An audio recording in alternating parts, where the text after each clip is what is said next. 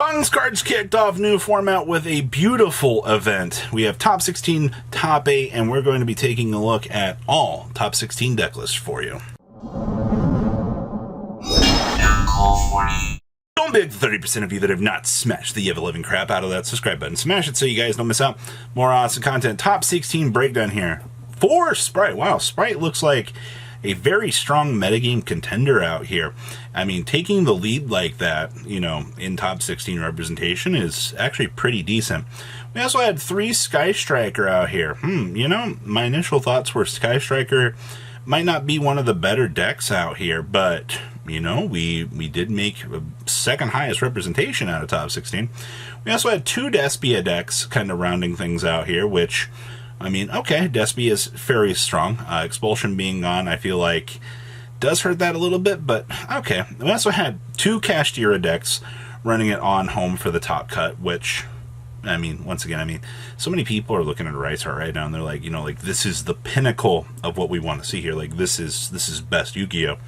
Okay, we also had 1 Labyrinth. A lot of people also believe that that deck is the strongest in the room. And then we also had 1 Dragon Link. Okay, so Dragon Link shenanigans doing their thing. Now we get down here to the interesting things. We have 1 Phantom Knight Warrior Toolbox deck.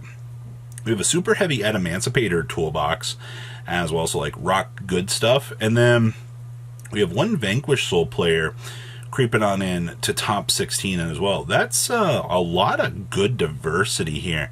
Now, all good things have to come to an end, or does it? Once we get into top 8 here, you see we have 2 sprites, so we lost 50% of the sprite field here, shifting on into the top cut, which I think is fine, honestly. The fact that you do get the chance to see a lot of, you know, differences in terms of deck builds here too is really good. We also had 1 Kashtira player making their way into top cut, so we lost 1 along the way. Dragon Link still held on into top 8, which that's very, very good to see. And then, of course, 1 Sky Striker player, so we did lose 2 strikers on into the shift, which is interesting. We also had 1 Labyrinth here, 1 Phantom Knight. Hey, you know that Phantom Knight player that I'm talking up here? They ended up winning the whole event here. Players just were generically not ready, or, you know, the deck kind of curved out a lot of its matchups very, very strongly. And I think that was pretty cool. And then we had the super heavy Adamantipator duelist continuing on with a Rampage here as well. And I actually quite like that deck. The fact that that deck can do some pretty scary things. You know, I understand that, like, yeah, we don't have Block Dragon and stuff like that, but when you see the deck list here in a second, it was so impressive to see that I was actually, like, genuinely like, holy moly, like, this is actually pretty good. All right, we're going to pass on over to top deck list now. All right, winning our event here was Phantom Knights, and let me tell you, the fact that your whole level 3 toolbox package is really good.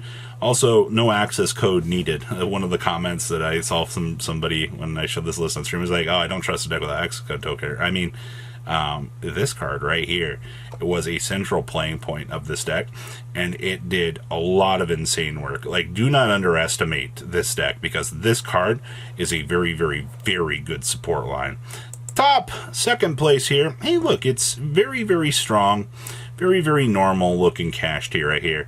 I see that, you know, we got Radions in here, shifters, a lot of the stuff that you're kind of used to seeing.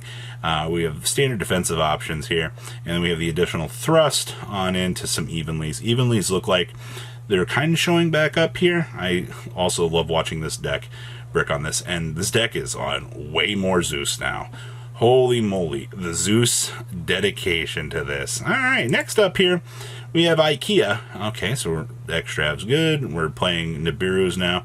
Honestly, the fact that we kind of shifted back to this is good. I see that we have Keldo and Mudora down here as well. And we have a wider range of anti-fun cards for the opponent. And Bystial's actually seeing play. Also, I like the fact that this deck gets access to Shifter as well. If you want to talk about unfun times for your opponent, like, this is generally going to be the combination of cards that your opponent's going to look at, and they're going to go, ugh, this is not fair. Next up here is our Rock deck. And hello, little copy of a little hidden gem of the Seafront. This card does some pretty cool things. We're also playing little Block Golem in here as well. So, Universal Earth Pendulum Scales is essentially like Earth good stuff, where, you know, you're able to kind of toggle through all this good stuff. And we have some Quackimaro goodness in here. Also, I'm very happy to see that Flint Gregor here is actually getting some play, but okay, I will say it, like, this is a list, that's for sure. Next up here, we have Dragon Link. Taking in a lot of Kurikara here to make sure that we can, you know, stay ahead of the format. Bice Deal package feels pretty extended, which is fine. All real things considered, main deck feels very, very standard. We have some skill drains and evenlies down here to kind of detour some of the other issues with the format, but I think it's fine. Like, deck feels like it is set to go. Alright, next up here we have our first Sky Striker deck. Sky Striker back here, finding its way on in to top 8, actually. Ratios here are correct. We are playing Desires with only, double engage. There's the multi-rolls for the extensive options. And then I see that we are main decking one evenly matched. That way, you know, since we have so many thrust, we can toggle on into this and do our thing. But for the most part, Sky Striker looks very, very, very solid still. Next up here, we have one of our first sprite list here. And we are back on the Dark Beckoning Beast. I love the fact we just kind of hop back in the time machine here. And we go, all right, so this is what we're able to do here with this. Still seeing the Melfi package see play here. And then I like the Splash into Heroes. And then, of course, you know, this deck loves Fenrir, right? Like, the fact that this gets so much control options is really good. And then, of course, we're actually citing Grave of the Super Ancient Organism. Okay, and then we have our other sprite list here. Of course, it had to be the Evil Twin, you know, runic package here.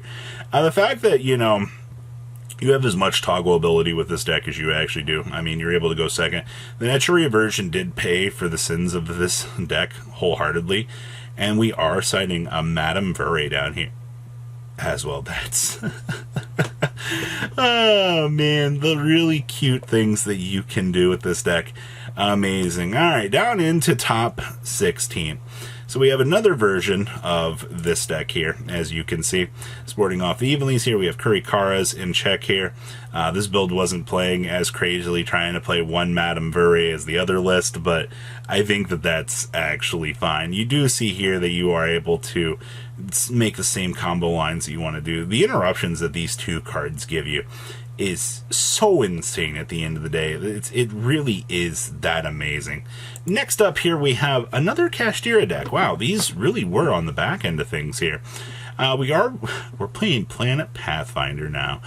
Well, I mean, it is something that you can commit a normal summon to. I mean, right? Like, does this really matter all that much?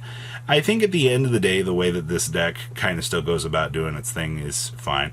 And then, of course, we have some TC Boos down here as well. So we're pretty floodgated out of our mind for what this deck wants to do. Next up here, we have another Sky Striker Duelist. This one bringing in the heat, man. We have triple Raigeki and double Lightning Storm for this. Okay. I see that we also talents, thrust options, yep, double engage, double multi-roll. This feels kind of normal, honestly. I love the fact that nobody wants to mess around with double rows. Also, Organism here and TC Boo for more defensive options, but deck down here looks really good. Shout out to Zeus, actually seeing a lot of play down here.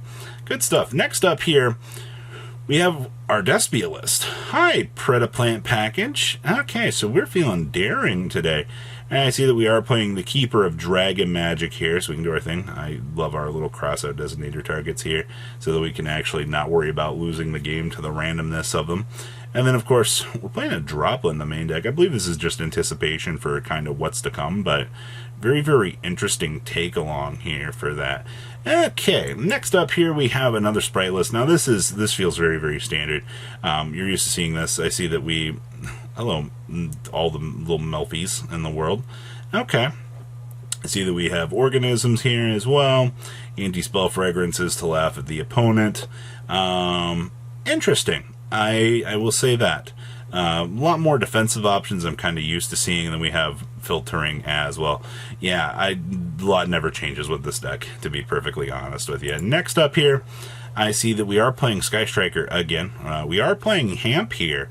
So this is actually in-house kaiju that you can search for, which kind of is important in certain matchups to make sure that you can kind of win the game, which perfectly understandable at the end of the day. Same ratios here, which is fine. Talents into thrust. Shout out to thrusting into the engage. It's literally like you're the best duelist in the room when that feeling actually does go off. But okay, next up here is our Vanquish Soul list. Main decking only 2 TC Boo. I feel like this duelist just didn't want to go with the control option, wanted to try like more of the little combo lines here, because you do see Parallel Exceeds in here, and then you have like, you know, Arise Heart here with Fenrir. The control option is good. Don't be afraid to play this deck, you know, as TC Boo control with Skill Drain, because you'll be able to cover your bases relatively well with this deck. So just some food for thought from me. And then we also have another Despia deck down here. Wow, Despia barely screeching in here. This looks like more standard Despia. You have Cross-Out Detonators here to kind of control the opponent. You are able to make, you know, Red Eyes Dragoon Man down here, and then attempt to, you know, control the game. And then we side the Gimmick Puppet Nightmare here, so you can step on into it and do your thing. But outside of that, it is quite a little interesting build, per se. So what do you guys think about these lists? Please leave a comment down below what you guys think, and make sure to show some love for Kong's cards out here. Use discount code MKOL40 and save on your purchase. Alright, you guys have a good rest of your day, alright? Patrons, thank you!